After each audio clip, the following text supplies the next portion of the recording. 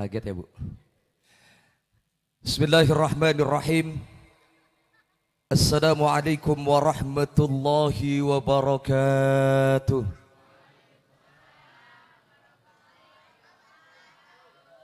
Habis dikagetin masih lemes jawab salamnya, ya Allah. Bu, udah ngantuk atau belum? Ngomong-ngomong udah pada makan atau belum? Masih semangat apa enggak? Masa ada buah cermai dicampur salak, jamaahnya rame tapi sayang jawab salamnya masih kurang kompak. Yang kompak jawab salamnya saya doakan mudah-mudahan ada buah sirsak dicampur sama buah naga. Cakep gitu ngapa Bu? Ulang sekali lagi. Ada buah sirsak dicampur sama buah naga. Yang jawab salamnya kompak saya doain mudah-mudahan calon-calon penghuni surga. Ya Robbal, pengen masuk surga Bu? Bapak pengen masuk surga? Emang pantas? Insya. Ayo yang kompak sekali lagi, mudah-mudahan ada buah salak, buah nanas. Yang jawab salamnya kompak saya doain mudah-mudahan yang punya hutang biar cepat pada lunas. Ada yang punya anak gadis, punya anak perawan di sini Bu? Ada? Tunjuk tangan saya mau daftar. Yang punya anak perawan, yang punya anak gadis, yang jawab salamnya ikhlas saya doakan mudah-mudahan ada buah salak dicampur sama buah serikaya. Yang jawab salamnya kompak mudah-mudahan nanti ketemu mantu orang kaya. Yang aminnya kenceng matre berarti ya. Mari sekali lagi yang kompak, mudah-mudahan malam hari ini Allah turunkan rahmat dan keberkahan untuk kita semua yang hadir. Amin. Assalamualaikum warahmatullahi wabarakatuh.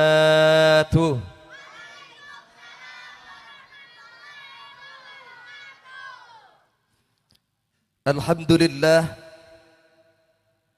Alhamdulillahil mutafarridu bismihil asma' المختصي الملك العز الأحمى الذي بعث فيهم رسولا من أنفسهم أنفسهم عرفا وأجمع أشهد أن لا إله إلا الله وحده لا شريك له شهادة تطهر القلوب من الغس اللعيك اللهم صل وسلم وبارك وكرم على سيدنا وحبيبنا وشفيعنا ومولانا محمد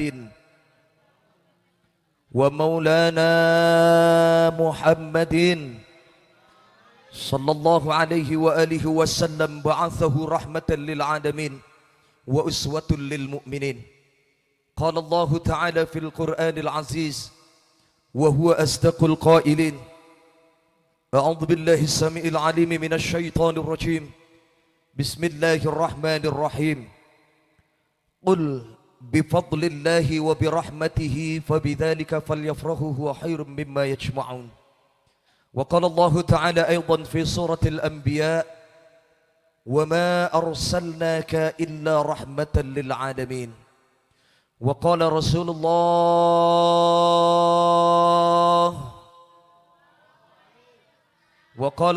الله صلى الله عليه وآله وسلم من أحيا بسنتي فقد أحبني ومن أحبني كان معي في الجنة أي كما قال إنما بعثت لأتمم مكارم الأخلاق صدق الله العظيم. حضرة المكرمين, para alimil ulama, para kiai, para asatid wal asatidah, para tokoh masyarakat, wabil khusus yang sama kita muliakan Al-Mukarram Al-Ustadz Jaya selaku Ketua DKM Mushola Al-Ikhlas, dan yang juga sama kita muliakan Al-Mukarram Bapak Haji Ahmad Mirin selaku Ketua Majelis Ulama Indonesia Lengkong Gudang Timur, dan yang juga sama kita ta'zimi dan kita hormati Al-Mukarram Al-Ustadz Agus Salim selaku Wakil Ketua Majelis Ulama Indonesia, dan yang juga sama kita muliakan Al-Mukarram Bapak Haji Riman Sidik, Bapak RW Rudi Simon, Bapak RT Tamrin, dan Bapak RT Akhyar, dan kepada seluruh para alimil ulama, para asatid yang afwan ta'ziman wa takriman, yang tidak bisa saya sebutkan satu demi satu karena catatannya cuma segini doang. Namun insya Allah tidak mengurangi rasa ta'zim dan hormat saya, wabil khusus yang sama kita muliakan guru kita Al-Mukarram Al-Ustadz Wahyudin. Kita doakan mudah-mudahan apa yang beliau sampaikan kepada kita menjadi jariah buat beliau dan buat kita semua yang mendengarkan, mudah-mudahan mendapatkan pahala dan bisa mengamalkan apa yang beliau sampaikan dalam kehidupan kita sehari-hari. Amin ya rabbal. Wabil khusus kepada seluruh hadirin hadirat, para majelis pecinta Rasulullah sallallahu alaihi wasallam yang saya yakin dan husnuzon hadir dan kumpulnya kita malam hari ini insya Allah akan menjadi satu wasilah berkumpul dan bertemunya kita dengan Rasulullah di dalam surganya nanti. Amin ya rabbal alamin. Baik, karena mengingat waktu sudah malam, untuk itu biar nggak terlalu malam saya langsung tancap gas gigi 4. Saya langsung tutup doa, habis ini bareng-bareng kita makan. Setuju? Tadi kan udah ceramah, sekarang giliran saya doa aja ya Bu ya. Udah pada lapar atau belum? Biar kompak antara penceramah dengan jamaahnya, saya mau akurin dulu. Kira-kira ibu-ibu, bapak-bapak yang ada di hadapan saya ini siap mau dengerin ceramah mau sampai jam berapa di sini? Sampai jam berapa? Jam 12 kuat? Jam 1 kuat Pak? Yang di sebelah kiri sampai jam 1 kuat kira-kira? Kuat? Bapak kuat, saya empot-empotan di belum pernah ngelihat penceramah sampai pingsan di panggung berarti. Dah, kalau gitu nggak usah lama-lama. Ada ikan sepat, ikan gabus berendamnya di air tawar. Lebih cepat ceramahnya lebih bagus, sebab jujur perut saya sudah lapar. Baik hadirin hadirat jamaah sekalian yang dimuliakan Allah Subhanahu wa taala. Malam hari ini kita memperingati kelahiran manusia yang paling agung. Manusia yang paling sempurna akhlaknya. Sekaligus manusia yang sudah mendapatkan jaminan langsung dari Allah Subhanahu wa taala yang menginjakkan kakinya pertama kali nanti masuk ke dalam surga. Sebagaimana Allah menyampaikan dalam sebuah hadits qudsi, "Inni haramtul jannata 'ala sairil anbiya hatta tadkhulaha anta ya Muhammad." Sungguh aku haramkan surgaku dimasuki oleh para nabi dan rasul sebelum yang pertama kali nanti masuk ke dalam surga adalah junjungan kita Nabi besar Muhammad sallallahu alaihi wasallam. Nabi kita seorang nabi yang bijaksana. Beliau seorang pemimpin yang bertanggung jawab kepada rakyatnya. Beliau seorang pemimpin yang begitu perhatian dengan umatnya. Ketika beliau mendapatkan jaminan langsung masuk ke dalam surga tanpa hisab, mendahului 124.000 nabi di belakang beliau, 113 rasul. Namun Rasulullah tidak serta-merta kegirangan. Rasulullah enggak jingkrak-jingkrak dijamin oleh Allah masuk ke dalam surga. Kira-kira kalau kita dijamin oleh Allah, Pak, Bu, yang hadir malam hari ini, insya Allah nanti masuk ke dalam surga tanpa hisab. Kira-kira senang atau sedih? Beda dengan Rasulullah, Pak. Rasulullah sudah dijamin masuk ke dalam surga, beliau malah nangis di dalam surga. Dan hal inilah yang membuat Allah menegur keras kepada Rasulullah, "Ya Muhammad, apakah nikmat yang aku berikan kepada engkau di dalam surga ini kau rasa masih kurang wahai Muhammad?" "Tidak ya Rabb, aku sudah merasakan begitu luar biasa mendapatkan nikmat yang kau berikan di dalam surga ini." Kemudian Allah menyatakan, "Lalu kenapa engkau seperti orang yang tidak bahagia di dalam surga? Engkau terlihat gelisah di dalam surga. Bahkan Rasulullah malah nangis, Bu, di dalam surga. Apa yang menyebabkan engkau sedih wahai Muhammad?" Rasulullah menyampaikan, "Ya Rabb, alangkah zalimnya aku sebagai seorang pemimpin, aku sebagai seorang nabi, aku enak-enakan masuk ke dalam surga, aku duduk di kursi yang paling empuk, sementara aku nggak tahu bagaimana nasib umatku di luar sana ya Allah. Lalu apa maumu wahai Muhammad? Izinkan aku ya Rabb keluar dari surga, mencari umatku dan memberikan syafaat untuk mereka yang cinta kepadaku." Alhamdulillah, Masya Allah. Saya mau tanya, ada nggak model pemimpin yang kayak Rasulullah begini, Pak? Sudah enak-enakan duduk di kursi yang empuk, turun lagi ke bawah nyariin rakyatnya. Ada nggak yang model begitu? Jarang kita temui pemimpin yang begitu. Dulu aja waktu kampanye pokoknya dari rakyat, oleh rakyat, untuk rakyat. Pokoknya tenang aja, warga Lengkong Gudang Timur, nanti kalau saya jadi pejabat, insya Allah jalanan rata. Ternyata benar pas begitu jadi pemimpin, rata sama air. Banjir di mana-mana. Tapi Rasulullah tidak. Begitu beliau sudah jadi pemimpin, ingat kepada rakyatnya, bahkan sudah enak duduk di kursi yang empuk, pengen mencari kita umatnya yang malam hari ini memperingati kelahiran Rasulullah sallallahu alaihi wasallam. Bahkan Allah menyampaikan dalam hadits qudsinya lanjutannya, wa inni haramtul jannata ala sairil umami hatta tadkhulaha ummatuka ya Muhammad.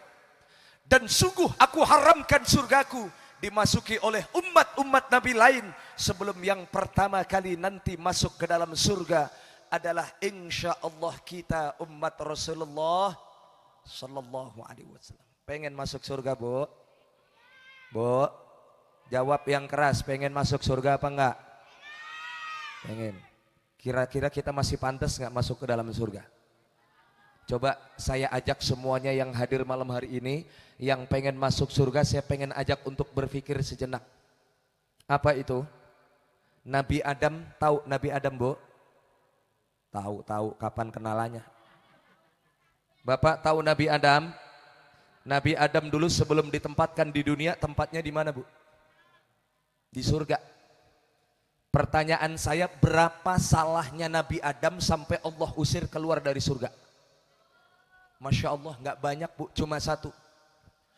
Wa qulna ya Adam uskun anta wa zawjukal jannah wa kula minha ragadan haitsu syi'tuma wa la taqraba hadhihi asy-syajarata fatakuna minadh dhalimin.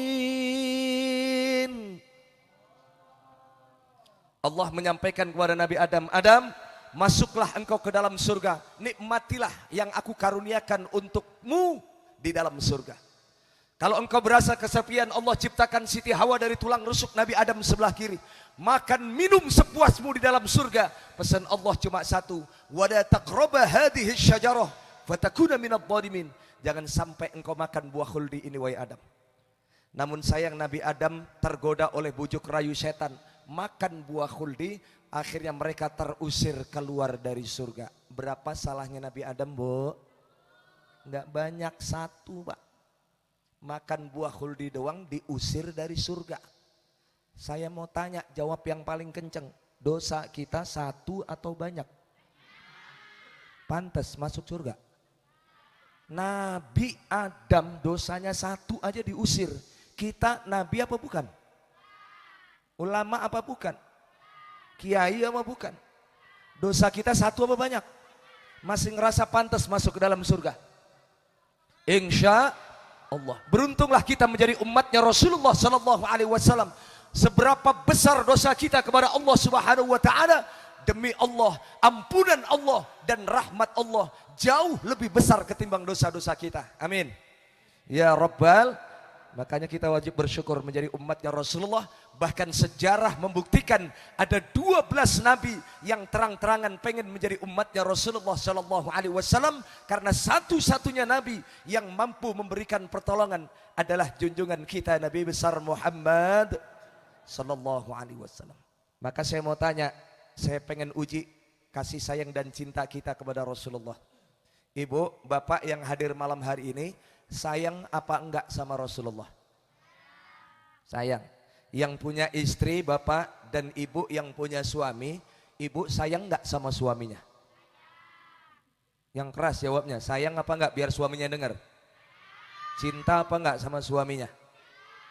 Kalau boleh dibandingkan, lebih besar mana perasaan sayang ibu kepada suami atau sayang ibu kepada Rasulullah? Yakin? Sama suami enggak sayang? Sayang.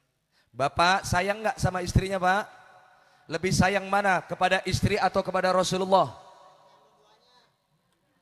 Mau bilang sayang sama Rasulullah, takut dikemplang istrinya nanti. Lebih sayang kepada istri atau kepada Rasulullah? Harus mantap iman kita menjawab lebih besar sayang kita kepada Rasulullah. Ayyakuna Allah wa rasulahu ahabba ilaihi mimma siwahuma. Tanamkan cintamu kepada Allah dan cintamu kepada Rasulullah mengalahkan kepada siapapun dan apapun yang ada di dunia ini. Kenapa saya tanya demikian? Sebab demi Allah Bapak Ibu sekalian, Bu, saya belum pernah dengar sampai detik ini ada seorang suami yang begitu besar perasaan sayangnya kepada istri. Ketika nanti istrinya meninggal duluan, ada suami enggak yang mau nemenin ibu masuk ke dalam kubur? Ada enggak kira-kira suami yang mau nemenin ke dalam kubur? Pertanyaan saya cuma satu, Bu. Kira-kira misalkan ibu meninggal duluan, Bu, kalau ibu nanti misalkan meninggal duluan, kira-kira suami ibu sedih atau senang? Ayo jawab, sedih apa senang? Senang. Ya Allah, kasihan amat ibu-ibu. Jangan-jangan ibu meninggal diharapin kali ya sama suami ya. Jawab, sedih apa senang suami kira-kira? Sedih, Bu. Sembarangan ibu. Sedih, bagaimanapun seorang suami punya perasaan sama seperti ibu-ibu. Walaupun nggak sehalus perasaannya seperti ibu-ibu. Cuma pertanyaannya kalau suami ditinggal istrinya pergi, sedihnya sampai nangis apa enggak? Nangis, sembarangan ibu. Nangis. Apa bedanya kalau suami memang nangis, tapi nangisnya cuma mata sebelah kanan doang? Benar nggak? Mata sebelah kirinya dia pelirik cari ganti lagi. Ya Allah. Bahkan ada seorang suami baru ditinggal pergi istrinya 1 bulan. Tiap kali mau berangkat kerja di depan pagar rumahnya dia nyanyi mulu kerjaannya, Pak. Barulah 1 bulan diriku ditinggalkan, aku sudah tak tahan dicekam kesunyian. Ya Allah, ya Tuhan, berikan aku pasangan. Ya Allah. Baru sebulan ditinggal pergi istrinya begitu. Benar nggak, Bu? Bu, benar apa nggak begitu suami? Mohon maaf, emang begitu. Rata-rata suami memang modelnya begitu. Kecuali yang lagi ngomong. Bahkan mohon maaf nih ada cerita lucu. Suami baru ditinggal pergi istrinya, Pak. Subhanallah, setiap hari datang ke kuburan istrinya nggak tanggung-tanggung, sehari 3 kali. Dia nangis di atas kuburan istrinya, dia peluk kuburan istrinya, dia kipasin saking sayangnya sama istrinya. Dia nangis di atas kuburan istrinya, akhirnya ketemu sama tetangganya. Pak, sudahlah diikhlaskan saja.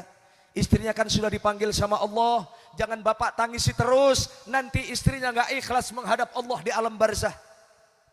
Dengerin mah dengerin, Bu, pulang mah pulang, besok lagi datang lagi ke kuburan istrinya, dia nangis nggak berhenti-berhenti dikipasin kuburan istrinya. Ketemu lagi sama tetangganya, ya Allah Pak, kok masih datang ke kuburan istrinya terus nangis terus itu ngapa kuburan istrinya pakai dikipasin segala? Emang istrinya ngerasain kepanasan di dalam kubur? Ternyata apa Bapak Ibu sekalian? Jawaban seorang suami tadi di luar dugaan tetangganya yang nanya. Pak, saya ngipasin kuburan istri saya bukan lantaran istri saya kepanasan. Nah terus kalau nggak kepanasan ngapain kurang kerjaan pakai dikipasin? Bukan begitu Pak, saya ingat pesan almarhumah istri saya dulu waktu masih hidup. Emang istrinya pernah pesan apa? Saya diancam sama istri saya. Diancam kenapa? Istri saya pernah bilang begini, Bang, awas lo ya, gue sumpahin. Nanti kalau gue meninggal duluan, jangan berani-berani lo kawin lagi sebelum tanah kuburan gue kering. Astagfirullahaladzim. Dia tiap hari ke kuburan istrinya dia kipasin, gak berhenti-berhenti. Ternyata ada misi, Bu. Biar cepat kering tanahnya, biar cepat dia kawin lagi. Masya Allah, itu mah rata model laki-laki begitu semua, Bu. Makanya mah saya najis amit-amit dari dulu gak pernah suka sama laki-laki. Makanya kenapa saya sampaikan beda perasaan cinta kita kepada pasangan kita dibandingkan perasaan cinta kita kepada Rasulullah. Bahkan Masya Allah, cinta kita kepada Rasulullah tanpa syarat dan kita nggak kenal istilah tak kenal maka tak sayang. Saya mau tanya ibu-ibu dan bapak-bapak yang hadir malam hari ini, capek-capek memperingati Maulid Nabi, duduk di tempat ini dari sore. Saya mau tanya, Bapak pernah kenal nggak sama Rasulullah? Pernah ngelihat nggak Rasulullah? Makanya nggak ada istilah nggak kenal maka tak sayang kepada Rasulullah. Walaupun kita nggak pernah kenal, nggak pernah lihat wajah Rasulullah, ngapain kita duduk di tempat ini untuk memperingati kelahiran Rasulullah kalau bukan karena kita sayang dan cinta kepada Rasulullah? Betul nggak, Bu? Betul apa nggak?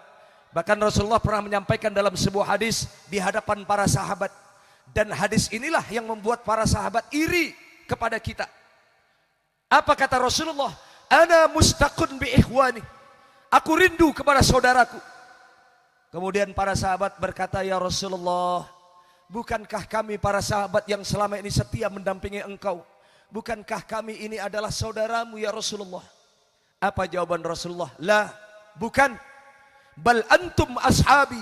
Kalian adalah sahabat-sahabat terhebatku. Lalu siapa saudaramu yang kau rindukan ya Rasulullah? Sampai engkau berlinang air mata mengatakan kerinduanmu kepada saudaramu ini. Siapa yang kau maksudkan ya Rasulullah? Kemudian Rasulullah menjawab, ihwani humul ladina lam yarani walakinnahum yu'minuna bih. Saudaraku yang sangat aku rindukan adalah mereka-mereka dari golongan umatku yang belum pernah memandang wajah. Ayo bantuin apa, Bu? Udah begini bunya diem aja. Ulang sekali lagi. Mereka-mereka dari golongan umat yang belum pernah memandang wajah, belum pernah mendengarkan suara, namun mereka beriman kepada. Siapa kira-kira yang dimaksudkan oleh Rasulullah, Bapak Ibu sekalian? Siapa, Bu? Kita. Pede banget kita. Pak, kira-kira yang dimaksud Rasulullah dalam hadis ini siapa? Umatku yang belum pernah memandang wajahku namun beriman kepadaku. Siapa kira-kira, Pak? Insya Allah yang dimaksudkan Rasulullah, kita berharapnya adalah kita malam hari ini yang kumpul ini. Kenapa demikian? Sebab hadis ini mengarahnya kepada kita. Betul nggak, Pak? Demi Allah sampai detik ini kita nggak pernah tahu kayak apa wajah tampannya Rasulullah. Kita hanya tahu dari hadis, kita hanya tahu dari riwayat-riwayat tampannya Rasulullah luar biasa. Namun kita nggak pernah tahu kayak apa wajah tampannya Rasulullah. Sampai detik ini pula kita nggak pernah tahu kayak apa halus tutur kata Rasulullah, lembutnya tutur kata Rasulullah. Namun sampai detik ini nggak pernah putus kita bersalawat kepada Rasulullah Sallallahu Alaihi Wasallam.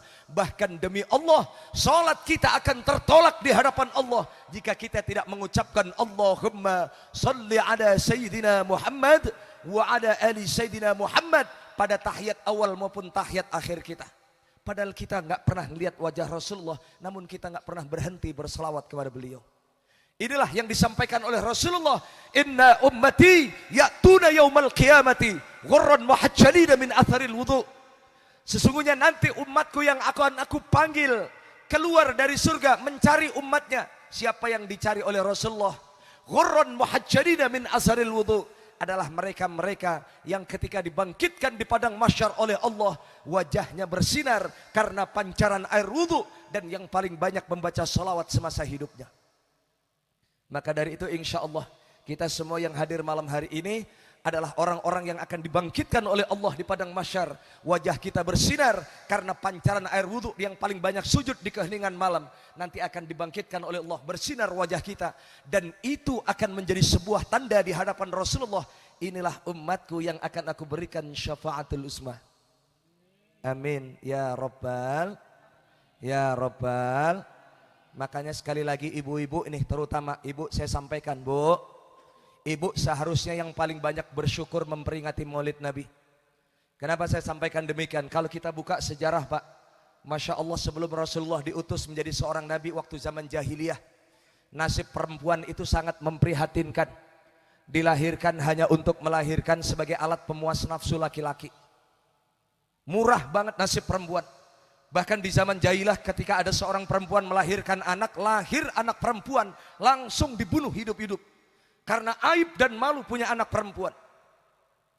Tapi ketika Rasulullah diangkat menjadi seorang nabi, dimuliakan derajat perempuan. Nggak usah ngomongin jauh-jauh di Arab, Pak. Di Indonesia sendiri, kalau kita buka sejarah di peta Jawa dulu, raja-raja Jawa zaman dahulu, itu pelihara selir seenaknya, Bu. Istrinya raja 10, 20, 30 diketengin ibu-ibu dulu. Murah, nggak ada harganya. 1.003 campur odol. Murah, Bu. Murah. Bu, murah. Itu di Jawa. Di Turki, Masya Allah, raja-raja Turki pelihara haram sampai ratusan, Pak. Bahkan la khawla wa la quwata illa billah.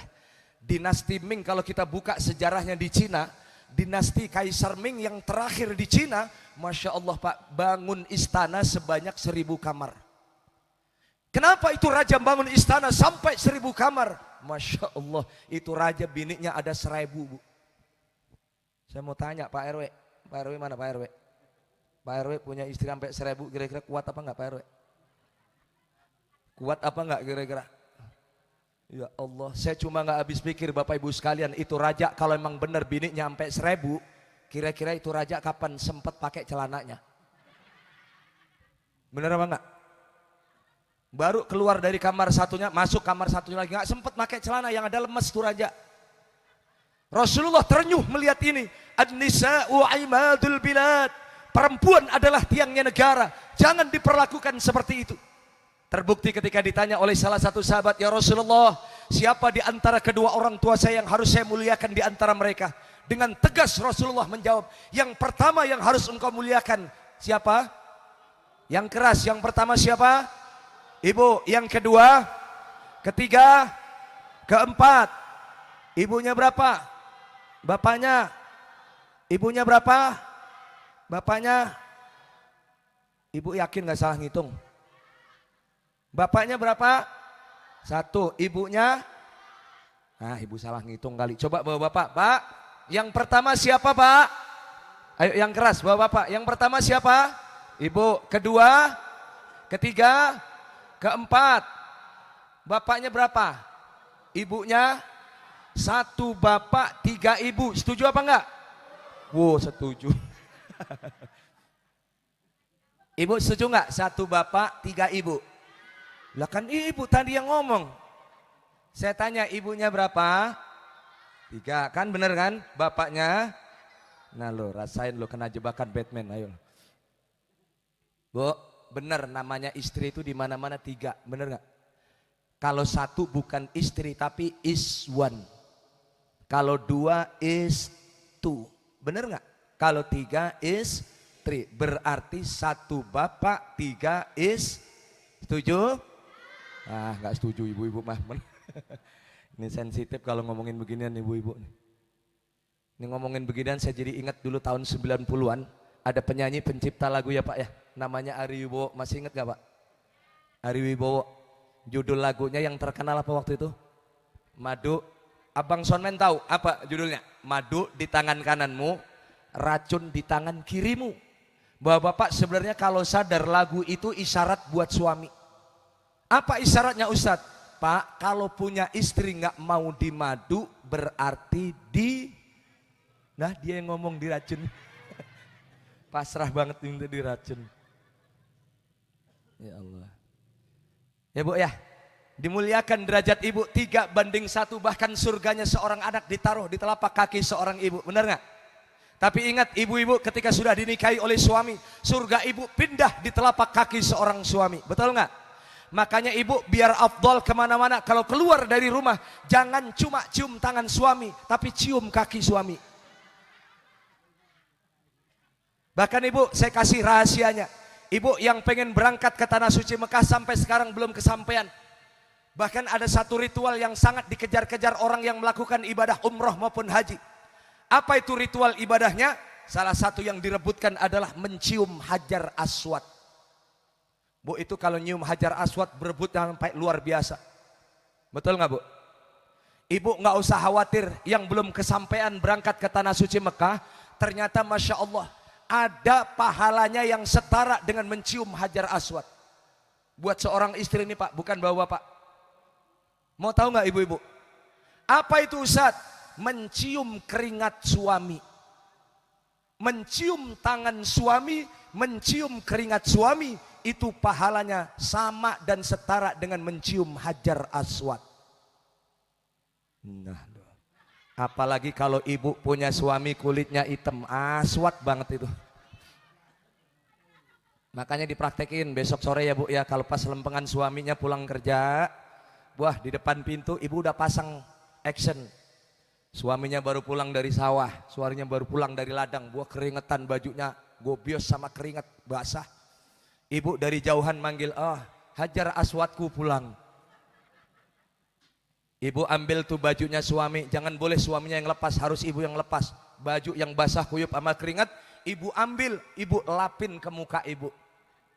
Insya Allah habis itu mati ibu langsung. Bau keringat. Tapi beneran bu, mencium tangan suami dengan ikhlas itu pahalanya setara dengan mencium Hajar Aswad. Alhamdulillah.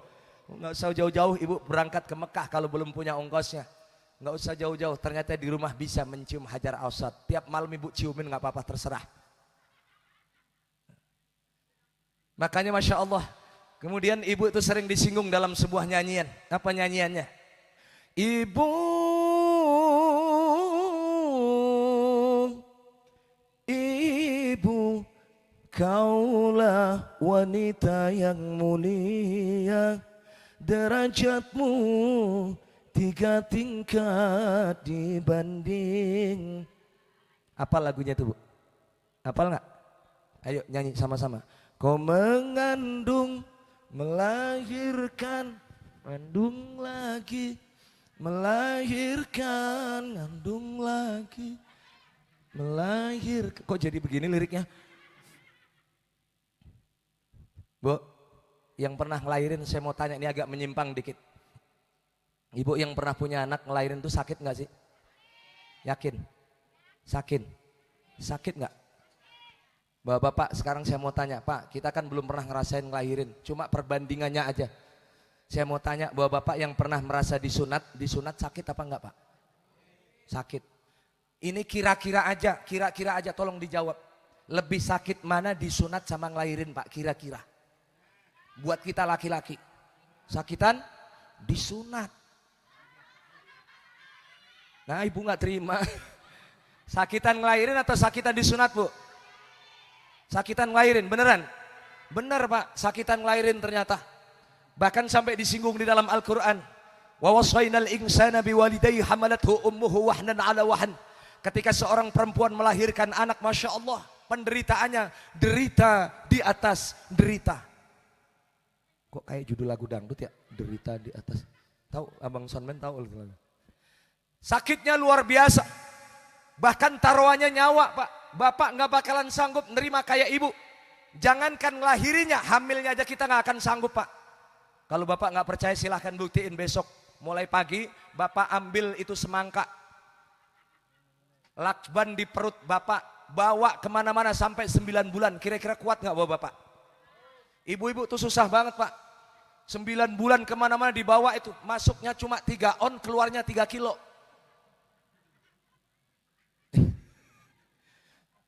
Kemana-mana dibawa, sampai tidur pun susah, benar nggak bu?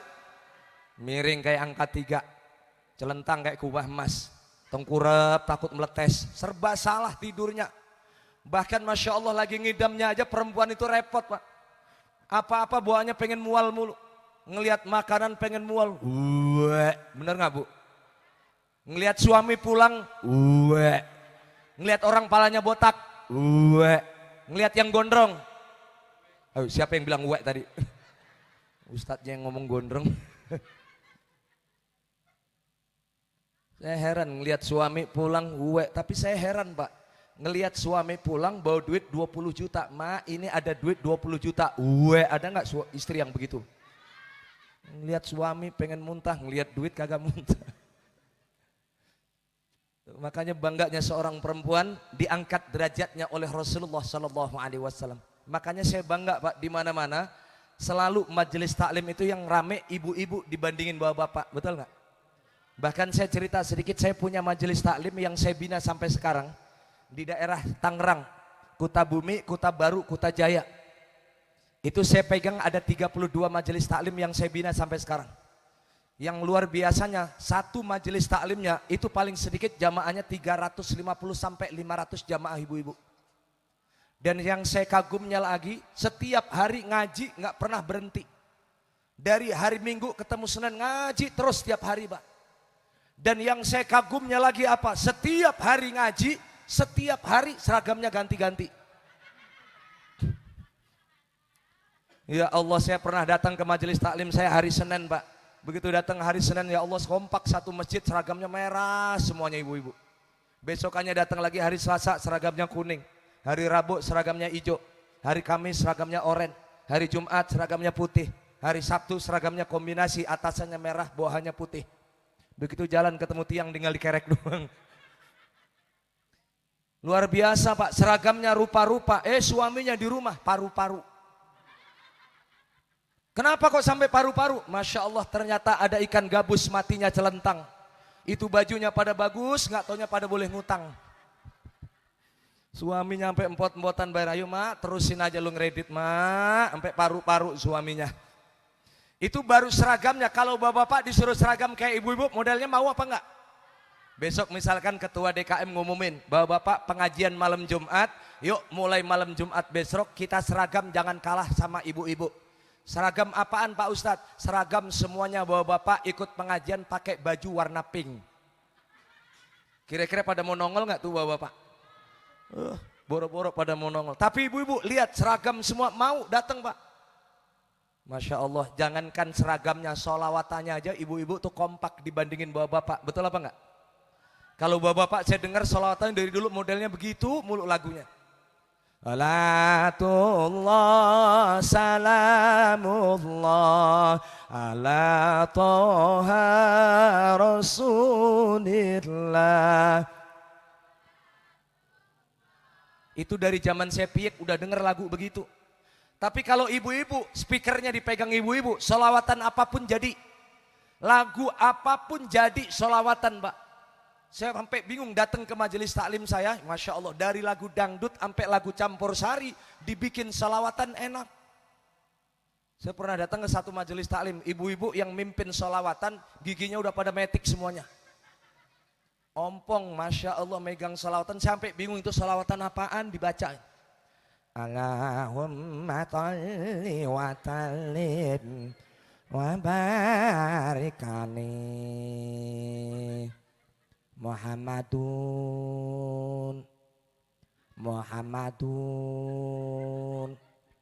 Muhammadun nabiyuna Muhammadun habibuna. Tangannya diangkat semua ibu-ibu. Yuk, iwa peye. Lagu iwa peye sampai jadi sholawatan saking kreatifnya ibu-ibu. Apa yang terjadi? Kampung tetangga sebelahnya panas kupingnya. Kita jangan mau kalah sama majelis taklim kampung sebelah. Akhirnya fastabiqul khairat, berlomba-lomba dalam kebaikan. Itu kampung pada main lomba sholawatan, adem jadinya. Daripada lomba ngegosip mendingan lomba sholawatan, bener gak Bu? Kampung sebelahnya panas kupingnya. Yuk kita sholawatan kayak kampung sebelah, biar enak, biar semangat, biar jamaahnya datang. Yang datang banyak. Wah, ibu-ibu ketua majelis taklimnya itu tawaknya diarahin ke tangga sebelahnya. Di salawatan pakai lagu dangdut Pak, enak banget Pak, ya Allah. Ya Rasulullah, salamun alaihi ya rafi'a syah, afatayyaji. Ayo yang kompak. Ya uhailan judi wal karami. Udah sampai situ aja. Jangan diterusin, juki. Joget semua nanti orang satu masjid. Itu akhirnya kampung sebelahnya juga kedengeran Bu. Panas itu dua majelis taklim, selawatannya enak-enak. Akhirnya ibu ustazahnya ngumumin, yuk Bu, kita lihat tuh dua tetangga kita enak banget selawatannya. Yuk kita jangan kalah. Kita kreatifin dikit, jangan begitu mulu selawatannya. Yuk kita pakai lagu biar semangat. Pakai lagu apa Bu Ustazah? Ayo ada yang usul nggak? Kira-kira lagu apa? Tiba-tiba yang di belakang ada yang usul, Bu Ustazah, saya usul dong. Usul apa? Bagaimana kalau pakai lagu Jablay? Masya Allah, ternyata enak Pak dipakai buat sholawatan. Bener gak? Ya Rasulullah salamun alaihi ya rafi'a syani wa taraji. Yuk.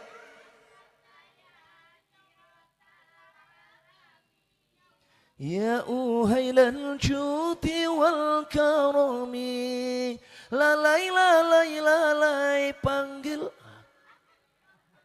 Siapa tadi yang ngomong Jablay tadi? Buarangan Jablay. Kenceng banget ngomong Jablay sambil tunjuk saya. Kualat Ustadz dibilang Jablay. Jangan begitu ibu, diganti, jangan lalai-lalai. Ya Allah, ya Allah, ya Allah, Allah ya Rasulullah. Ya.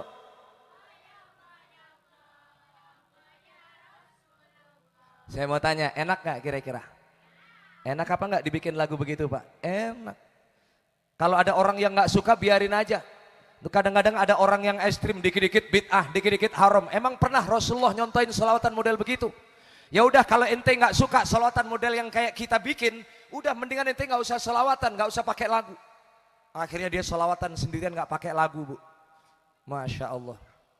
Salatullah, salamullah, ala toha, Rasulillah, salatullah, salamullah. Saya yakin sampai sore kagak ada yang mau datang tuh orang. Kata orang yang dengerin duluan, itu orang ngapain sih suaranya? Kan kalau pakai lagu enak, bener nggak Bu? Ya Rasulullah salamun alaik, ya rafi'a syani wa. Enak, yakin banyak jamaahnya yang datang. Kalau tuh model kayak tadi, salatullah, salamullah, nggak ada yang datang, yakin. Kalau nggak suka silahkan aja, bener nggak Bu? Cuma kita yang prihatin apa? Ada orang yang rumahnya mepet sama masjid, rumahnya mepet sama musola, dipanggilin ke majelis taklim nggak pernah mau nongol. Jujur, ada nggak model begitu? Yang mana orangnya? Tunjuk tangan, yang mana orangnya? Ya Allah, itu kasihan ibu ustazahnya manggilin dari pagi ke musola.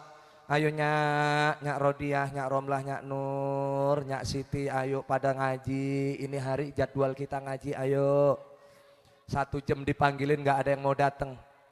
Akhirnya biasanya ibu-ibu kan kalau dipanggil pakai sholawatan dilaguin pada mau datang tuh baru. Akhirnya ibu ustazahnya pakai sholawatan.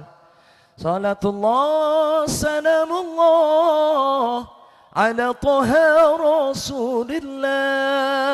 Salatullah, salamullah, ala Yasin. 1 jam Bu dipanggilin nggak ada yang nongol juga. Giliran ada yang nongol 4 orang nenek-nenek.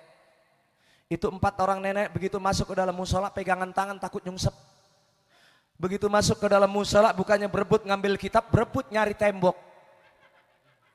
Itu ciri khas nenek-nenek kalau ngaji di majelis taklim begitu. Ngaji datang ke musola berebut nyari tembok. Habis itu begitu gurunya datang dia jider, jidur, jiler.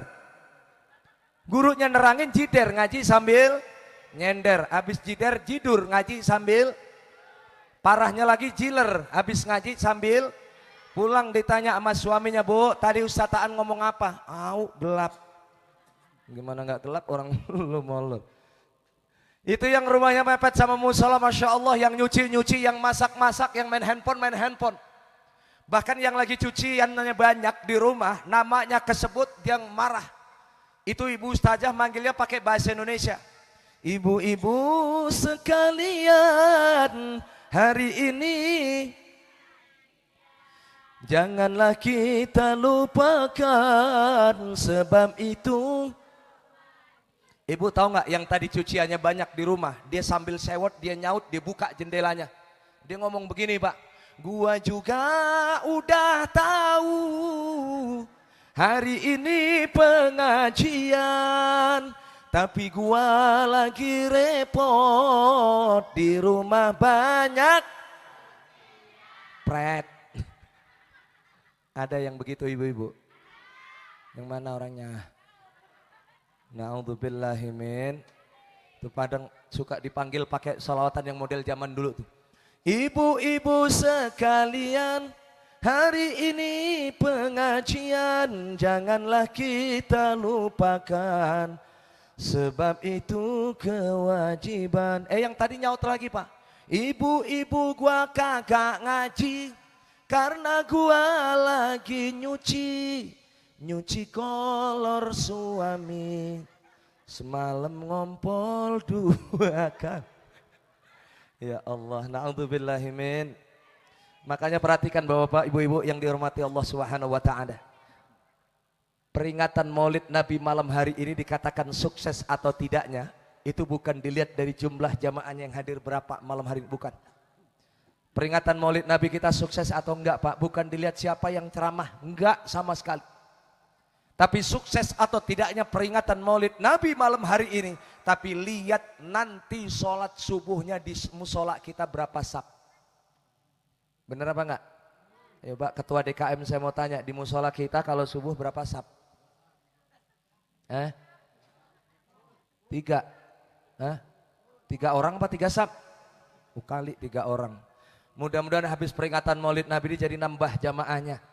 Makanya saya sampaikan di mana-mana, Ketua DKM saya sering himbau, kalau pengen musola itu rame, masjid rame, anak mudanya tampilin di depan. Aki-aki mundur dah, gentian yang muda-muda tampil di depan. Kadang kita ngenes Bu, prihatin ngelihat ada masjid cakep, musola cakep, isinya aki-aki mulu. Yang ajan aki-aki, yang komat aki-aki, solawatan, mukul beduk, baca Quran, nguras kolem, gulung tikar, sampai yang nyapu, yang ngepel, yang mati. Ya Ibu, ya Allah. Makanya kalau pengen rame anak muda yang suaranya cakep, suaranya lantang, kalau lagi azan subuh itu suruh azan. Jangan aki-aki yang udah umur 80 tahun azan subuh, ya Allah. Sampai kasihan dengernya Bu, Pak. Aki-aki azan subuh.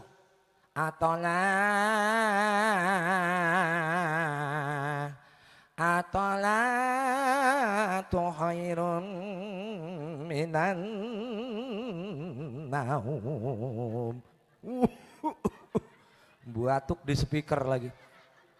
Ya Allah, itu suami istri yang lagi di rumah Pak, dengerin suaminya bangunin istrinya. Mak, bangun mak, bangun. Istrinya kaget bangun. Lu dengerin dah tuh ada suara apa di musola. Mana sih? Dibuka jendelanya. Itu mah bukan di musola, emang di musola. Dengerin dah itu suara apa?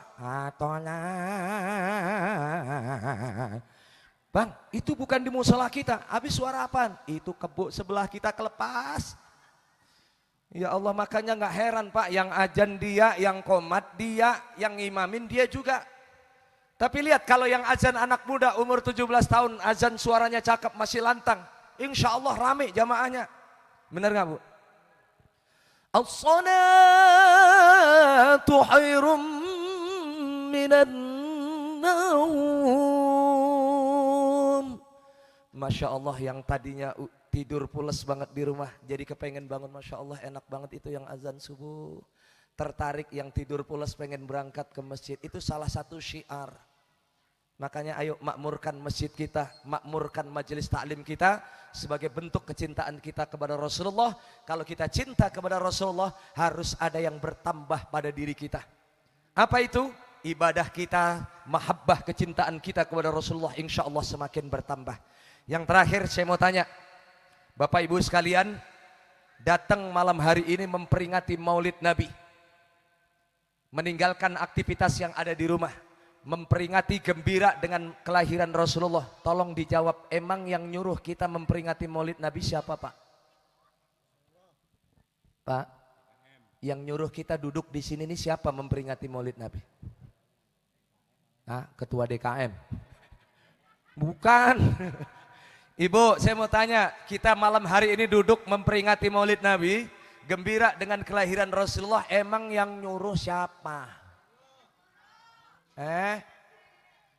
Yang nyuruh siapa? Bapak Ibu tahu nggak kenapa saya bertanya demikian? Sebab demi Allah Pak, inilah pertanyaan yang setiap tahun selalu muncul di tengah-tengah kita. Nggak bisa kita pungkiri Pak, ada orang yang alergi betul dengan peringatan Maulid Nabi. Katanya itu bid'ah, nggak pernah diadakan di zaman Nabi. Sesat, masuk neraka, mengada-ada, nggak pernah dicontohkan. Kalau ada orang yang berani mengatakan Maulid Nabi itu bid'ah, nggak pernah dicontohkan oleh Nabi, itu jelas berarti orang ngopinya kurang kental. Betul apa enggak? Ngomongin kopi di depan saya nggak ada kopinya ini. Ngopinya kurang kental, ngajinya kurang jauh.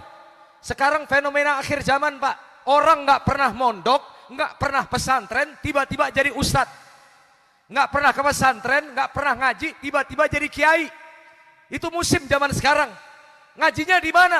Ngajinya di Taba, Yatubu, YouTuban.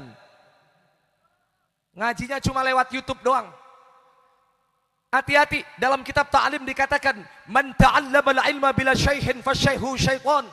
Siapa yang menuntut ilmu tanpa didampingi oleh seorang guru, maka setan yang akan menjadi guru mereka. Kenapa demikian? Sebab setan itu paling senang kalau ngelihat orang bodoh lagi belajar. Dibuat salah dalam menafsirkan ayat. Nggak ada guru yang mendampingi orang bodoh dalam belajar, sehingga menafsirkan ayat seenak jidatnya sendiri. Ini sekarang musim Pak, fenomena hijrah. Hijrah baru 3 hari, hijrah baru 4 seminggu, tiba-tiba mengkafirkan orang lain, orang memperingati maulid Nabi dikatakan bid'ah, masuk neraka. Terima apa enggak kira-kira kita? Tuh orang tolol bin bahlulnya luar biasa. Makanya kenapa tadi saya berkata demikian, itulah pertanyaan yang setiap tahun selalu muncul. Maka kalau ada orang yang berani bertanya demikian, siapa yang nyuruh ente memperingati maulid Nabi? Jawab dengan tegas, yang nyuruh kita bukan kiai, bukan ulama, bukan nabi, melainkan yang nyuruh kita awalnya langsung Allah Subhanahu wa ta'ala. Tuh orang kayak model begitu kadang-kadang suka ngeyel Pak. Emang Allah yang nyuruh? Kalau memang Allah yang nyuruh, mana dalilnya? Dikit-dikit dalil, dikit-dikit dalil. Kalau dia minta dalil, kasih tahu. Silahkan buka dalam surah Yunus ayat 58. Allah dengan tegas menyampaikan, a'udzubillahi minasyaitonir rajim. Bismillahirrahmanirrahim. Qul bifadlillahi wa birahmatihi fabidzalika falyafrahu. Diawali dengan fi'il amr. Dalam kaidah ilmu nahwu shorab, fi'il amr itu kalimat perintah. Dalam kaidah usul fiqh dikatakan al-amru yadullu lil wujub. Setiap perintah itu mengandung makna wajib. Berarti kalau Allah perintahkan kepada kita, wajib hukumnya untuk kita mentaati perintah dari Allah Subhanahu wa ta'ala. Lalu apa perintah Allah pada ayat ini? Sekarang saya mau tanya, qul itu artinya apa Pak? Kalau Bapak sering baca surat qul huwallah, al-ikhlas, qul itu artinya apa? Katakanlah atau sampaikanlah. Jadi ayat ini dialog antara Allah dengan Rasulullah. Allah perintahkan kepada Nabi, sampaikanlah wahai Muhammad, apa yang harus aku sampaikan ya Rabb? Bifadlillahi wa birahmatihi fabidzalika falyafrahu. Sampaikan wahai Muhammad kepada umatmu agar mereka berbahagia di saat mereka mendapatkan rahmat dariku. Masya Allah, kira-kira ayat ini udah jelas atau belum Pak? Jelas atau enggak? Sangat jelas sekali kalau kita peka dengan ayat ini. Sekarang pertanyaan simpel saya. Rasulullah dilahirkan ke muka bumi ini. Dan puncaknya Rasulullah diangkat menjadi seorang nabi. Untuk kita itu rahmat atau bukan? Rahmat atau bukan? Jelas itu rahmat. Allah yang nyuruh kita gembira dengan rahmat Allah. Bahkan Allah sampaikan dalam surah Al-Anbiya ayat 107. Wa ma arsalnaka illa rahmatan lil alamin. Tidaklah aku utus engkau wahai Muhammad, melainkan rahmat yang paling besar bagi seluruh alam semesta ini. Kemudian dua ayat ini Bapak Ibu sekalian digabungkan oleh para ulama, kemudian dijadikan dasar hukum istimbat. Bahwasanya memperingati maulid Nabi, gembira dengan kelahiran Rasulullah, itu nas perintahnya awal mula langsung datang dari Allah Subhanahu wa ta'ala. Maka mulai detik ini, kalau ibu dihadapkan dengan pertanyaan, emang siapa yang nyuruh kita memperingati maulid Nabi? Jawabannya, Allah Subhanahu wa ta'ala. Saya kadang-kadang suka gedek Pak, benci luar biasa kepada orang yang dikit-dikit bid'ah masuk neraka. Pokoknya ibadah yang gak dicontohkan oleh Nabi sesat masuk neraka. Ini bahaya nih kalau cuma dipukul rata ibadah yang gak dicontohkan Nabi sesat masuk neraka. Kenapa demikian? Berarti dia berani mengatakan para sahabat-sahabat yang dekat dengan Rasulullah itu rata-rata tempatnya di dalam neraka. Kenapa demikian? Sebab pelaku bid'ah ibadah yang gak dicontohkan oleh Nabi yang paling banyak pertama kali muncul itu justru di kalangan para sahabat. Kita ini rata-rata cuma ngikutin Pak. Justru ibadah yang gak dicontohkan oleh Nabi yang pertama kali banyak melakukan itu di kalangan para sahabat. Kalau pengen saya tunjukkan dalilnya, banyak banget dalilnya. Ini kadang-kadang orang Wahabi, orang Salafi Pak, mohon maaf, yang anti dengan peringatan Maulid Nabi, kalau kita ajak debat kadang-kadang dia suka lari. Saya sering menghadapi orang-orang yang model begitu, ditunjukkan kitab kuning nggak bisa baca. Karena nggak pernah ngaji, cuma hijrah 1-2 hari, taklid dengan satu guru. Pokoknya kalau kata gurunya bid'ah, habis perkara. Diajak Baksul Masail nggak pernah ngerti, baca kitab kuning nggak ngerti, baca kitab aja yang dicari kitab terjemahan. Bagaimana dia mau paham dengan ayat Al-Quran? Bagaimana dia mau paham dengan ayat yang mutasyabbihat, yang harus perlu dengan ijma, qiyas, istimbat? Bingung dia nanti menafsirkannya. Berani ya cuma mengatakan bid'ah, tapi nggak pernah tahu asbabul wurudnya. Ini saya tunjukkan beberapa saja Bapak Ibu sekalian. Kalau mau saya tunjukkan banyak dalilnya sebenarnya. Satu, suatu saat ketika Rasulullah pulang Mi'raj, Isra Mi'raj, ketika pulang ke kota Madinah, Rasulullah memanggil salah satu sahabat yang bernama Bilal bin Abi Rabah. Siapa Bilal ini Ibu? Sahabat sekaligus muazin pribadinya Rasulullah. Dipanggil sama Rasulullah, Bilal, ta'ali ya Bilal. Kemari wahai Bilal. Labbaika ya Rasulullah. Baik ya Rasulullah, ada apa ya Rasulullah? Perhatikan baik-baik Pak, apa pertanyaan Rasulullah kepada Bilal? Rasulullah bertanya, Bilal, sami'tu dafana alaika baina yadayya fil jannah. Bilal, sewaktu aku mi'raj menghadap Allah Subhanahu wa taala, aku dipersilahkan oleh Allah untuk melihat surga dan neraka. Aku terkejut wahai Bilal ketika melihat surga, aku mendengarkan ada suara serompah sendalmu ada di dalam surga. Srek, srek, srek, srek. Ada suara sendalnya Bilal di dalam surga. Rasulullah kaget. Akhirnya Rasulullah bertanya kepada Bilal, apa amalanmu wahai Bilal yang belum pernah aku contohkan sampai sendalmu sudah ada di dalam surga duluan. Ini kok aneh Bu, orangnya belum mati, orangnya belum meninggal, tapi sendalnya udah ada di dalam surga duluan. Pertanyaan saya simpel Pak, tolong dijawab. Kalau sendalnya aja masuk ke dalam surga, kira-kira yang punya sendal masuk neraka apa surga? Neraka apa surga? Udah pasti masuk ke dalam surga. Sendal loh benda mati yang gak ikut ibadah. Cuma nganterin orang yang punya sendal ke masjid. Yang sholat kan yang punya sendal. Kalau sendalnya masuk ke dalam surga, apalagi yang punya sendal pasti masuk ke dalam surga. Dan itulah yang membuat Rasulullah penasaran. Apa amalanmu wahai Bilal yang belum pernah aku contohkan sampai Allah mengukuhkan amalanmu ini, sendalmu sudah jadi DP duluan masuk ke dalam surga. Ibu pengen gak sendalnya masuk ke dalam surga? Pengen apa enggak? Sendal jepit ibu pengen gak masuk ke dalam surga? Pengen sendalnya yang masuk surga atau ibunya masuk dalam surga? Dua-duanya. Kalau sendalnya masuk insya Allah kita juga masuk ya Pak ya. Perhatikan baik-baik. Apa amalannya Bilal yang ditanya oleh Rasulullah sehingga sendalnya masuk ke dalam surga duluan? Apa kata Bilal Pak? Ya Rasulullah, amalan yang belum pernah engkau contohkan yang aku lakukan sampai detik ini, dan insya Allah sampai akhir hayat saya tidak akan pernah meninggalkan yang namanya sholat sunnah wudhu. Ibu pernah sholat sunnah wudhu? Bapak pernah Pak? Sholat sunnah wudhu itu dikerjakan kalau habis ngambil air wudhu. Sholat sunnah 2 rakaat. Usalli sunnatal wudhu'i raka'ataini lillahi ta'ala. Itu demi Allah inisiatifnya Sayyidina Bilal. Dan itu enggak pernah dicontohkan oleh Nabi. Kalau pakai dalil kaidah yang tadi, ibadah yang enggak dicontohkan oleh Nabi, semua masuk ke dalam neraka. Berarti dia berani mengatakan Bilal bin Abi Rabah masuk ke dalam neraka gara-gara mengada-ada sholat sunnah wudhu. Na'udzubillahi min. Berani gak ngomong gitu kira-kira? Kita kasih dalilnya satu. Banyak kalau mau Pak. Ibadah yang gak dicontohkan Nabi yang dilakukan oleh para sahabat. Satu lagi saya kasih contoh. Bapak Ibu sekalian, kalau datang bulan suci Ramadan, kalau malam biasanya kita sholat apa Pak? Sholat apa? Tarawih. Ibu sholat tarawih. Saya mau tanya, di musola kita ini kalau sholat tarawih berjamaah atau enggak? Berapa rakaat? 23 rakaat. Sampai akhir Ramadan berjamaah di musola ini. Saya katakan, yang sholat tarawih berjamaah di musola ini 23 rakaat sampai akhir Ramadan. Kalau pakai kaidah dalil yang tadi, maka sesat masuk neraka. Nah loh, marah nggak kira-kira kita dibilang begitu Pak? Kenapa demikian? Sebab sholat tarawih berjamaah nggak pernah dicontohkan oleh Nabi. Nabi nggak pernah sholat tarawih berjamaah. Silahkan buka di kitab hadis manapun, nggak pernah Rasulullah melaksanakan sholat tarawih berjamaah. Rasulullah itu sholat tarawihnya sendirian.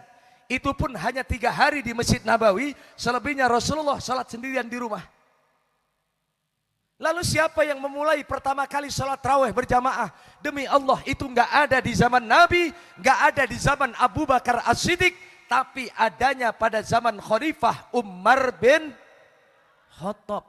Ini makanya kita harus tahu ilmunya. Kita sholat tarawih berjamaah itu bukan ngikutin Rasulullah, tapi ngikutin Sayyidina Umar. Kenapa bisa terjadi sholat tarawih berjamaah? Masya Allah Bapak Ibu sekalian, kalau kita buka sejarahnya, pada masa Khalifah Amirul Mukminin Umar bin Khattab, itulah salah satu puncak kemajuan umat Islam. Hampir separuh dunia ditaklukkan oleh umat Islam. Sampai ke negeri Persia, itu ditaklukkan oleh pejuang-pejuang umat Islam. Bahkan 99% penduduk kota Madinah, itu rata-rata memeluk agama Islam. Tegas Sayyidina Umar, kalau ada orang kafir yang nggak mau masuk ke dalam Islam, dipenggal lehernya sama Sayyidina Umar. Makanya 99% penduduk kota Madinah masuk Islam Pak. Kebayang nggak ketika Ramadan kayak apa jumlahnya banyaknya orang penduduk kota Madinah yang memadati Masjid Nabawi untuk melaksanakan sholat tarawih. Tapi segitu banyaknya orang semuanya sholatnya sendiri-sendiri Pak. Sayyidina Umar sedih ngeliatnya, ya Allah segini banyaknya orang sholat tapi kok kayak nggak tertib sholatnya sendiri-sendiri. Kemudian Sayyidina Umar berinisiatif, dikumpulkan jamaah, ayuhal musallun, ayuhan nas, saya umumkan biar tertib, yuk mulai malam hari ini kita sholat tarawihnya kita ganti jadi berjamaah. Kemudian ditunjuklah imam pertama kali salah satu sahabat yang bernama Ubay bin Ka'ab. Itu imam pertama kali sholat tarawih di zaman Khalifah Umar bin Khattab. Ditunjuk jadi imam. Sahabat nanya Pak, ya Amirul Mukminin, lalu bagaimana dengan jumlah rokaatnya? Apakah kita ngikutin rokaatnya Rasulullah? Rasulullah itu sholatnya bukan 23 rokaat dengan witir Pak, tapi cuma 11 rokaat. Kata para sahabat, ya Rasulullah, apakah kita ngikutin sholat tarawihnya Rasulullah 11 rokaat? Dengan tegas Sayyidina Umar menjawab apa Pak? Demi Allah, kalian tidak akan pernah sanggup ngikutin sholat tarawihnya Rasulullah yang 11 rokaat. Lalu bagaimana wahai Amirul Mukminin? Kita ganti jangan 11 rokaat, kita tambah jadi 23 rokaat dengan witir. Loh kalau nggak kuat kenapa bukannya dikurangin malah ditambahin? Ini kita harus tahu sejarahnya. Iya, Rasulullah memang sholat tarawihnya cuma 11 rokaat Pak. Tapi Masya Allah Bu, itu suratnya yang dibaca sama Rasulullah panjang-panjang ayatnya. Ya Allah, ini pernah dibuktikan oleh salah satu sahabat yang bernama Hudzaifah bin Yaman. Ketika beliau pernah suatu saat diam-diam makmum di belakang Rasulullah.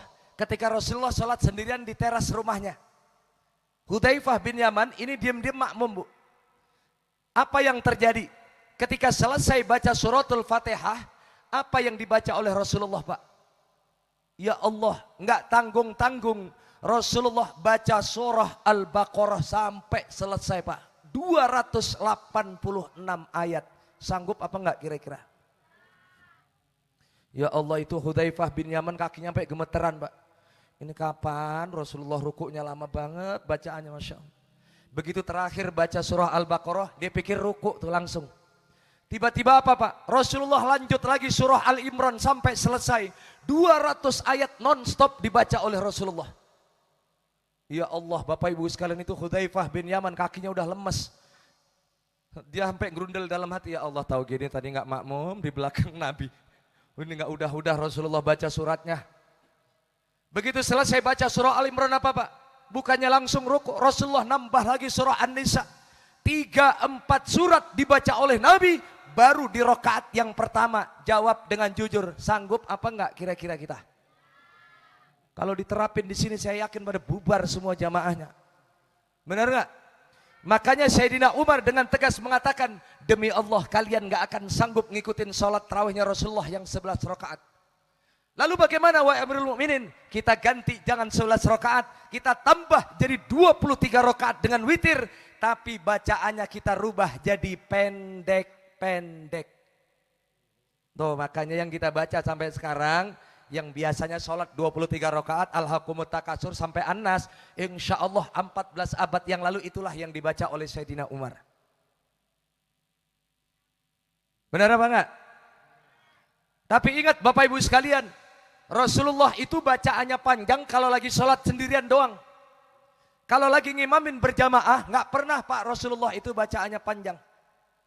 Bahkan pernah Mu'az bin Jabal itu ditegur keras oleh Rasulullah ketika ngimamin bacaannya panjang-panjang. Kemudian keluar hadis Rasulullah, "Idza amma ahadukumun nas falyukhaffaf." Kalau salah satu di antara kalian ditunjuk jadi imam, maka ringankan bacaan kalian, jangan terlalu panjang. Ini kadang-kadang ada imam yang overacting, Bu. Kebalik. Di depan jamaah yang banyak, dia overacting, bacaannya sok dipanjang-panjangin, Masya Allah. Itu jamaah sampai pegel semuanya dengerin. Giliran dia sholat sendirian di rumah, itu kul huwallah dibolak-balik sampai lecek. Ini kebalik namanya. Kita harus ngerti jamaah. Ada jamaah yang mungkin lagi ada yang lagi sakit, yang punya penyakit asam urat berdiri, kalau kelamaan kasihan kakinya sakit nantinya. Sedangkan saja bacaannya, jangan terlalu lama. Kita lihat juga Masya Allah ternyata banyak anak-anak muda. Biasanya anak-anak muda kalau malam minggu pada sibuk, mau jalan-jalan, mau kencan. Jangan sampai imamnya kelamaan panjang bacaannya, jadi fitnah dari jamaah, akhirnya malas jamaah di situ lagi gara-gara imamnya kepanjangan. Sedangkan saja bacaannya. Makanya akhirnya dirubah jadi 23 rakaat dengan witir, tapi bacaannya dirubah jadi pendek-pendek. Bahkan Umar mengatakan, nikmatul bid'ah hadihi, seenak-enaknya ibadah yang enggak dicontohkan oleh Nabi adalah melaksanakan sholat tarawih berjamaah. Ingat, hati-hati, kalau pakai dalil kaidah yang tadi, segala ibadah yang enggak dicontohkan oleh Nabi sesat, masuk neraka. Berarti dia berani mengatakan Sayyidina Umar masuk ke dalam neraka gara-gara mengada-ada sholat tarawih berjamaah. Berani enggak ngomong begitu coba? Bahkan Sayyidina Umar udah dijamin masuk ke dalam surga. 4 sahabat Rasulullah, 10 sahabat Rasulullah dijamin masuk ke dalam surga, termasuk Sayyidina Umar. Berarti kalau pakai dalil kaidah yang tadi, dia berani mengatakan Sayyidina Umar tempatnya ke dalam neraka. Na'udzubillahi min. Na'udzubillahi min. Saya kasih contoh satu lagi Pak, biar mantep. Biar kita tahu. Ini biar kita ada hikmahnya ngaji di tempat ini. Saya mau tanya Bapak Ibu sekalian, selama ini kalau sholat, habis takbir nih. Pertama, Allahu Akbar. Sebelum baca Fatihah, apa yang dibaca Pak? Apa yang dibaca? Ibu, apa yang dibaca Bu? Allahu Akbar kabiro walhamdulillah. Yang dibaca itu Pak. Kalau yang dibaca selama ini Allahu Akbar kabiro, kalau pakai kaidah dalil yang tadi, maka sesat, masuk ke dalam neraka. Kenapa demikian? Rasulullah enggak pernah baca Allahu Akbar kabiro. Lalu apa yang dibaca oleh Rasulullah? Itu yang dibaca sama saudara-saudara kita orang Muhammadiyah. Apa itu bacaannya? Allahumma ba'id baini wa baina khotoyaya, sampai selesai. Itu yang dibaca oleh Rasulullah. Rasulullah enggak pernah baca Allahu Akbar kabiro. Lalu siapa yang pertama kali memunculkan bacaan Allahu Akbar kabiro? Ini kita pun juga harus tahu. Jangan cuma asal baca doang selama ini, tapi kita enggak tahu sejarahnya. Pernah suatu saat Bapak Ibu sekalian, ketika Rasulullah mengimami sholat berjamaah, Rasulullah selesai takbir Allahu Akbar, Rasulullah baca Allahumma ba'id baini wa baina khotoya sampai selesai. Tiba-tiba Rasulullah dikejutkan ada salah satu makmum yang bacaannya beda. Dia baca Allahu Akbar kabira walhamdulillahi katsira wa subhanallahi bukratan wa asila inni wajjahtu wajhiya, sampai selesai dibaca. Terdengar di telinga Rasulullah. Selesai sholat langsung ditanya sama Nabi, manil qail, siapa yang tadi baca doa Allahu Akbar kabira? Dengan gentlenya salah satu makmum tadi menjawab apa Bu? Ana ya Rasulullah, aku ya Rasulullah yang tadi baca Allahu Akbar kabira. Perhatikan baik-baik Bapak Ibu sekalian, apa perkataan Rasulullah kepada orang yang baca Allahu Akbar kabira tadi? Ternyata Rasulullah nggak ekstrim kayak orang kampung sebelah Pak. Yang dikit-dikit bid'ah, dikit-dikit haram. Kamu mengada-ada bacaan yang nggak pernah saya contohkan. Kamu sesat masuk neraka. Rasulullah nggak ngomong begitu Pak. Malah dengan tegas Rasulullah mengatakan apa? Futihat laha abwabus sama. Demi Allah aku melihat pintu langit terbuka ketika engkau membaca Allahu Akbar kabira. Dan apa kata Rasulullah? Aku menyaksikan puluhan malaikat turun dari langit. Mereka berlomba-lomba mencatat doa Allahu Akbar kabira yang kau ucapkan tadi. Masya Allah. Abdullah bin Umar, putranya Umar bin Khattab, ketika mendengarkan Rasulullah menjelaskan tentang fadilahnya doa tadi, beliau mengatakan, demi Allah mulai detik ini aku nggak akan pernah meninggalkan doa Allahu Akbar kabira. Makanya jangan sampai kita saling menyalahkan satu dengan yang lain. Yang Allahumma ba'id bagus, yang Allahu Akbar kabira juga bagus. Dua-duanya bagus. Makanya pentingnya kita ngaji di majelis taklim ini jangan kita remehkan Bu, duduk model begini nih. Walaupun jider sambil ketiduran dikit-dikit itu luar biasa. Kata Rasulullah apa Pak? Kita duduk di begini nih. Man sadaka tariqan yaltamisu fihi ilman, sahalallahu lahu tariqan ilal jannah.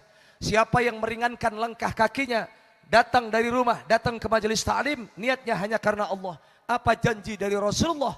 Sahalallahu lahu tariqan ilal jannah, maka Allah akan ringankan langkah kaki kita nanti masuk ke dalam surga Jannatun Naim. Amin ya rabbal. Dan yang ketiga saya sampaikan, kita duduk di majelis taklim seperti ini, saya baca dalam kitab Ihya Ulumuddin karangan Imam Ghazali, hadis yang diriwayatkan oleh Imam Abu Dzar Al-Ghifari. Beliau menyampaikan, julusuka sa'atan fi majlisil ilmi afdalu min alfi raka'atin. 1 jam ibu dan bapak duduk di majelis taklim malam hari ini, nilai pahalanya mengalahkan sholat sunnah sebanyak 1000 rakaat. Masya Allah, luar biasanya. Pertanyaan saya tolong dijawab Pak, bapak pernah nggak sholat sunnah sampai 1000 rakaat? Buru-buru 1000 rakaat. Ibu pernah Bu? Sholat sunnah sekaligus sampai 1000 rakaat pernah? Sholat yang paling banyak kita kerjakan sholat sunnah biasanya sholat apa Pak? Itu tadi yang saya ceritain, yang kalau datang bulan suci Ramadan. Sholat taraweh. Sholat taraweh aja kadang-kadang kita milih yang dikit. 23 sama 11, kira-kira yang rame yang mana? Yang 11. Kadang-kadang kita masih yang 11 aja, begitu masuk ke dalam masjid kita ngelihat jadwal imam dulu. Siapa nih yang imam nih malam ini nih? Pas begitu dilihat, ya dia lagi yang imam lama, ini mah lama. Ayo cari masjid yang imamnya cepat. Bener apa enggak? Kalau enggak percaya silakan buktikan kalau datang bulan suci Ramadan, jangan cuma di Lengkong Gudang Timur. Kalau perlu keliling di seluruh Indonesia, cari masjid yang paling rame sholat tarawihnya, pasti masjid yang paling cepat imam tarawihnya. Bener apa enggak? Bahkan Bapak Ibu kalau nggak percaya, kalau lagi Ramadan itu selalu diekspos beritanya. Ada satu masjid yang didaulat masjid tercepat di dunia sholat tarawihnya. Pernah dengar nggak? Pernah dengar Pak? Saya pernah dengar pertama kali, saya pikir itu bukan di Indonesia. Di Malaysia, di Brunei atau di negara tetangga. Ternyata Masya Allah di Indonesia Pak. Dan yang bikin saya malu apa Pak? Di kampung halaman saya sendiri. Di daerah Blitar, Jawa Timur. Itu ditemukan satu masjid sholat tarawihnya tercepat di dunia. Enggak tanggung-tanggung Pak, 23 rakaat selesai dalam waktu 5 menit. Kebayang enggak tuh sholat tarawihnya kayak apa? Ya Allah ya Rabbi, sholat tarawih 23 rakaat selesai 5 menit. Itu Pak sampai akhir Ramadan 1 sab pun enggak berkurang jumlah jamaahnya. Bahkan orang dari mana-mana sholat tarawihnya di masjid itu. Masjid favorit karena paling cepat sholat tarawihnya. Saya sampai penasaran Bapak Ibu sekalian. Itu kalau Bapak nggak percaya, Ibu nggak percaya silahkan buka di YouTube. Buka sholat tarawih tercepat di dunia. Pasti nongol tuh di Blitar, Jawa Timur. Saya begitu buka videonya, Masya Allah sampai bingung apa yang dibaca sama imam itu Pak. Ya Allah, saking cepatnya bacanya sampai bingung. Allahu Akbar. Bismillahirrahmanirrahim. Amin. Bismillahirrahmanirrahim. Yasin. Yasin doang dibaca, kirain mau dilanjutin doang. Yasin. Allahu Akbar. Entul-entul cedit-cedit kopek-kopek. Entul-entul cedit-cedit kopek-kopek. Allahu Akbar. Bismillahirrahmanirrahim. Alhamdulillah. Amin. Bismillahirrahmanirrahim. Nun. Allahu Akbar. Entul jendit-jendit kopek-kopek. Entul jendit-jendit kopek-kopek. Kan orang sholat begitu Bu modalnya. Entul jendit-jendit kopek-kopek. Entul. Sampai Bilalnya ke bawah sama imamnya yang model begitu. Solo sunnatul Allahu Akbar. Bismillahirrahmanirrahim.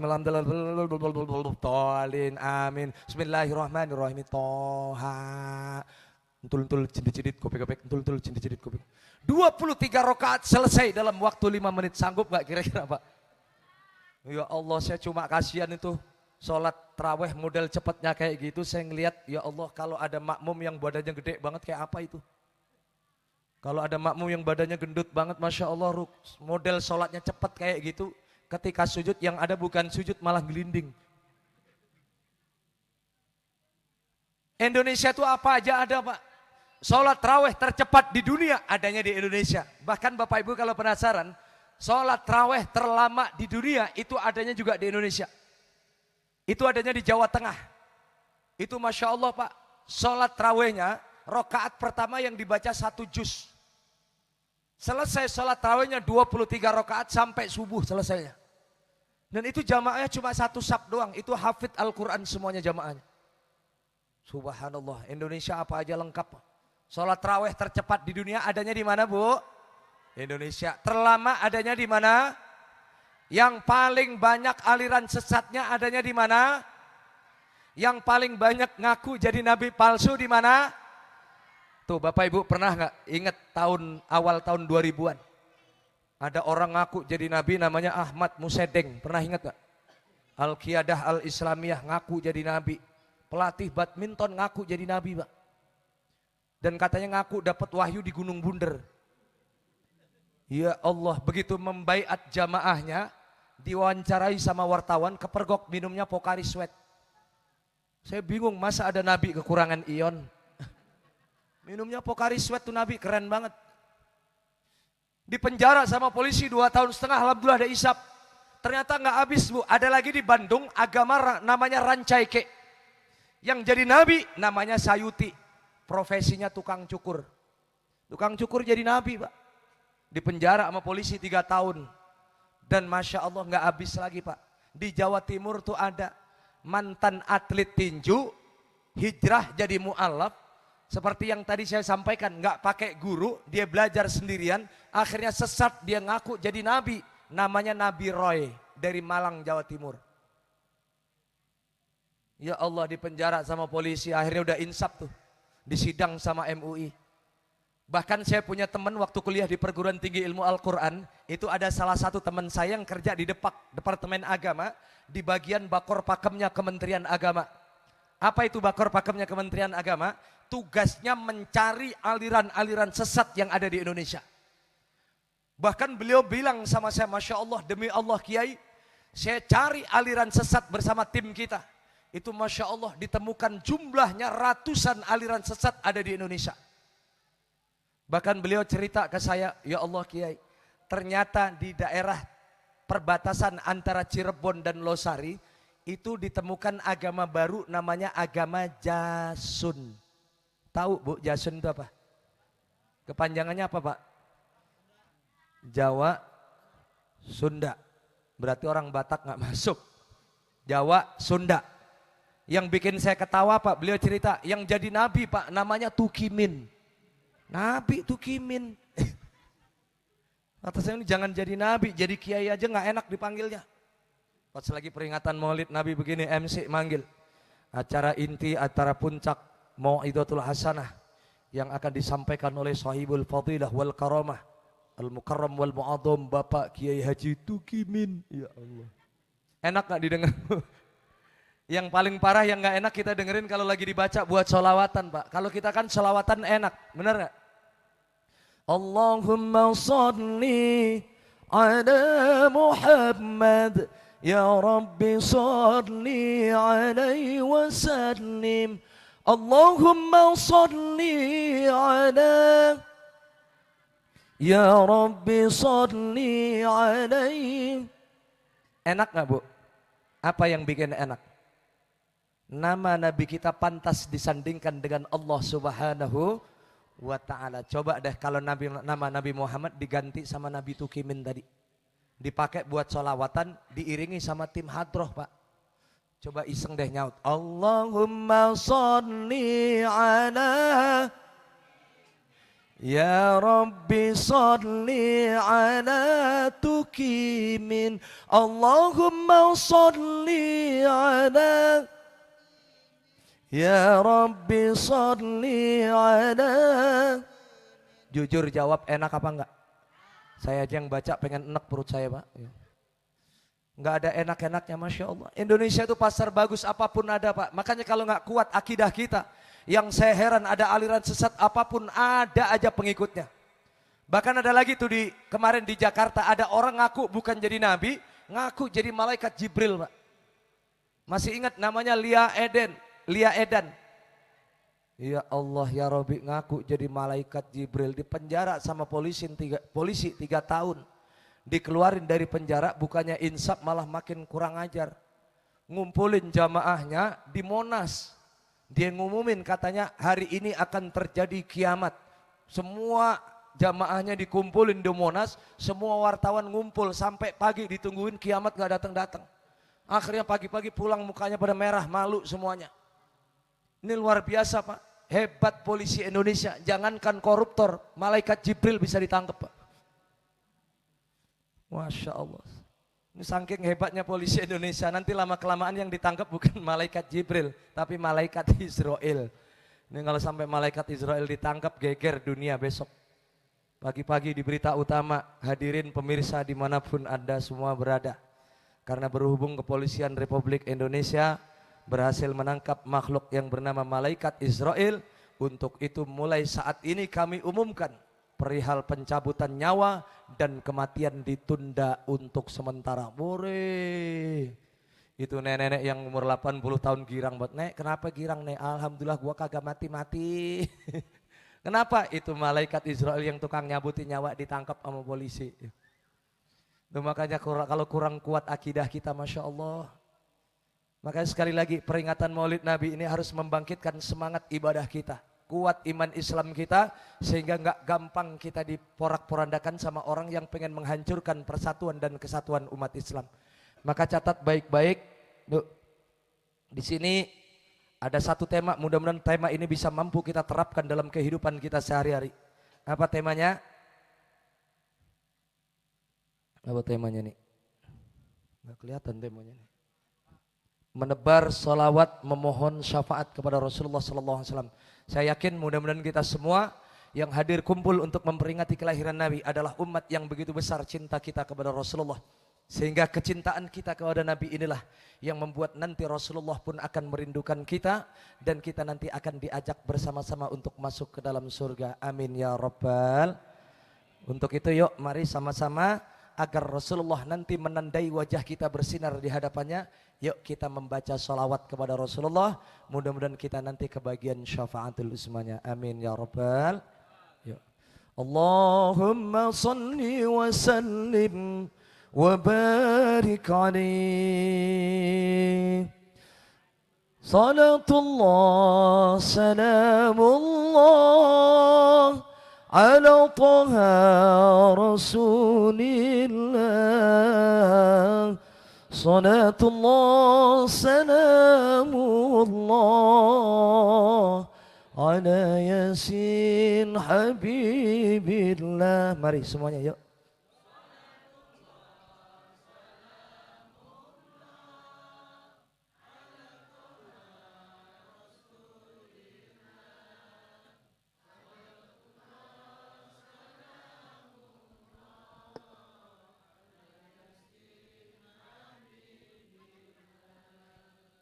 Tawassalna bismillah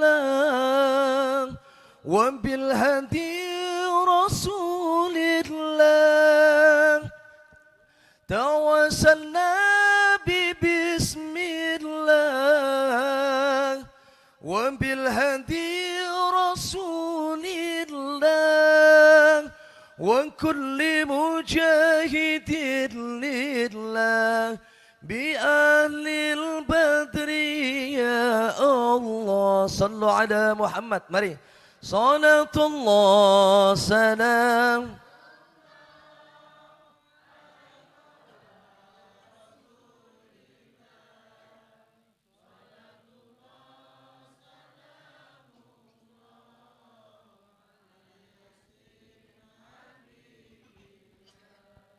Ilahi salimil ummah minal afati wan nikmah wa min hamin wa min hummah bi alil badri ya Allah. Semuanya salatullah salam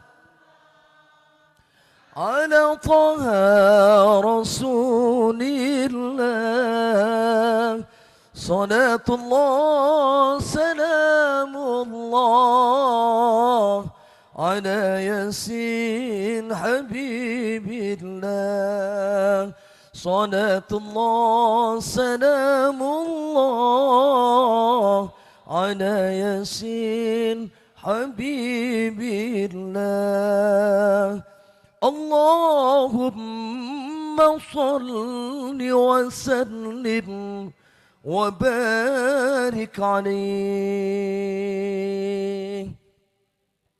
Alhamdulillah, mudah-mudahan salawat yang kita panjatkan kepada Rasulullah sallallahu alaihi wasallam, mudah-mudahan Allah menyambut, Rasulullah menyambut salawat kita semuanya.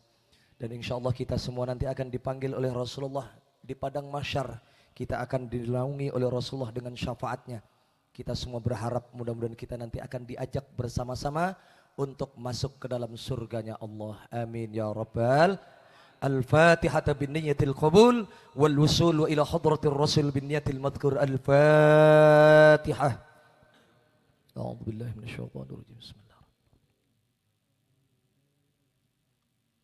Shiratal ladzina an'amta 'alaihim ghairil maghdubi 'alaihim waladdallin. Amin. Baik ibu-ibu sekalian dan hadirin hadirat yang saya muliakan, mungkin hanya ini yang dapat saya sampaikan. Kurang dan lebihnya mohon maaf.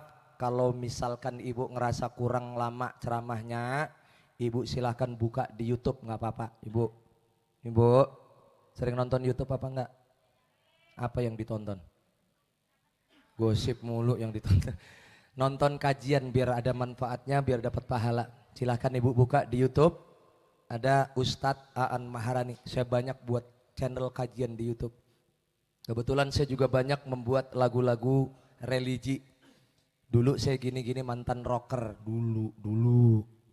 Awal tahun 2000-an saya dulu pernah jadi vokalis rock Pak. Dulu zaman jahiliyah. Dulu pernah ikut festival rock se-Jabodetabek. Alhamdulillah dapat juara umum. Saya terpilih menjadi vokalis rock terbaik se-Jabodetabek. Kalau nggak percaya silahkan buka di YouTube. Saya banyak buat lagu-lagu rock religi di YouTube. Ada lagu judulnya Muhasabah Diri yang saya ciptakan ketika awal masuk masa pandemi.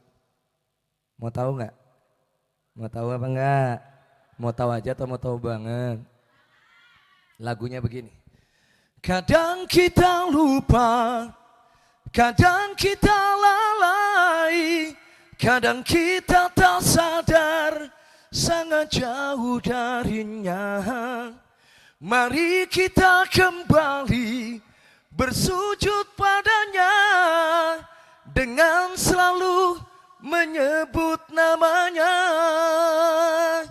La ilaha illallah, la ilaha illallah, la ilaha illallah, la ilaha illallah. Ya. Tepuk tangan nih Bu. Jangan lupa ya Bu ya. Subscribe, like, comment, and baik, ini saja yang dapat saya sampaikan. Kurang dan lebihnya mohon maaf. Jangan lupa ada ikan hiu berwarna abu-abu. I love you ibu-ibu. Nah, yang kompak jawabnya sekali lagi. Bu, yang di belakang jawab. Ada ikan hiu berwarna abu-abu. I love you ibu-ibu. Allah. Yang nyaut nenek-nenek semua di depan.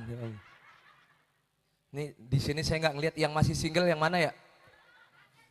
Yang masih single ada pantun buat Anda. Ada ikan hiu pegel-pegel. I love you girl. Yang terakhir ada ikan hiu makan linggis. Itu namanya ikan hiu kurang kerjaan, linggis dimakan. Dah, ini saja yang dapat saya sampaikan. Yang terakhir pesan buat panitia, panitia jangan lupa, cuma ngingetin dong. Oh doa. Panitia jangan lupa ya. Apa sih Bu? Sembarangan, siapa yang ngomong amplop tadi? Sembarangan ngomong amplop. Saya nggak butuh amplop Bu. Isinya juga enggak sembarangan. Saya nggak butuh amplop, saya nggak butuh isinya. Saya butuh jumlahnya. Bercanda Pak, bercanda. Mohon maaf. Dulu kata guru saya di pesantren, Aan ingat hati-hati. Kalau ada kiai penceramah ngarepin amplop itu dosa. Paham? Paham nggak? Tapi kata guru saya ada yang lebih gede lagi dosanya dari itu Pak. Apa itu kiai? Ada panitia ngundang penceramah nggak ngamplopin. Udah bercanda, cuma banyol doang, jangan dipikirin. Ya, jangan dipikirin, direnungkan saja. Ya, mudah-mudahan apa yang saya sampaikan ada manfaatnya. Yuk sama-sama kita berdoa kepada Allah. Mudah-mudahan pengajian kita malam hari ini mendapatkan ridho dari Allah Subhanahu wa taala. Amin ya rabbal alamin. Astaghfirullahaladzim, astaghfirullahaladzim, astaghfirullahaladzim. Allahumma salli ala sayyidina Muhammad wa ala ali sayyidina Muhammad walhamdulillahi rabbil alamin. Hamdan syakirin, hamdan naimin, hamdan yuafi na'amahu wa yukafi mazidah. Ya Rabbana lakal hamdu wa lakal syukru wa lakal mulku kama yanbaghi li jalalika wajhikal karim wa li'azimi sultani. Allahumma inna nas'aluka ridhaka wal jannah wa na'udzubika min syakhatika wan nar. Allahumma innaka 'afuwun karim tuhibbul 'afwa fa'fu 'anna ya karim. Allahumma inni a'udzubika min 'ajzi wal kasali wal jubni wal buhli wal haram. ونعوذ بك من عذاب القبر ونعوذ بك من عذاب النار ونعوذ بك من فتنة المحياء والممات ونعوذ بك من شر فتنة المسيح الدجال ونعوذ بك من شر فتنة المسيح الدجال ونعوذ بك من شر فتنة المسيح الدجال برحمتك يا الله يا رب العالمين. اللهم صل على سيدنا محمد الفاتح لما أغلق والخاتم لما سبق ناصر الحق بالحق والهادي إلى صراطك المستقيم وعلى آله وصحبه حقا قدره ومقداره العظيم. ربنا ظلمنا أنفسنا وإن لم تغفر لنا وترحمنا لنكونن من الخاسرين. أفضل ما قلت أنا ونبينا من قبلي لا إله إلا الله.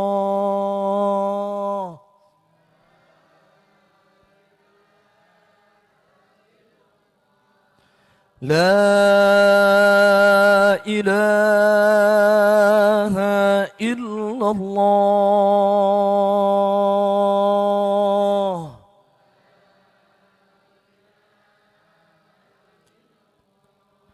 محمد رسول الله.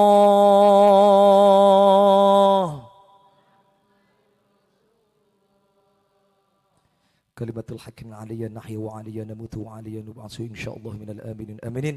Da'wahum fiha subhanakallahumma wa tahiyyatuhum fiha salam wa akhiru da'wahum alhamdulillahi rabbil alamin. Demikian yang dapat saya sampaikan. Yang terakhir saya minta seluruh jamaahnya angkat semua tangannya tinggi-tinggi. Tinggi. Balik dadah. Wallahul muwaffiq ila aqwamit thariq wal 'afwu minkum. Assalamualaikum warahmatullahi wabarakatuh. Waalaikumsalam warahmatullahi wabarakatuh.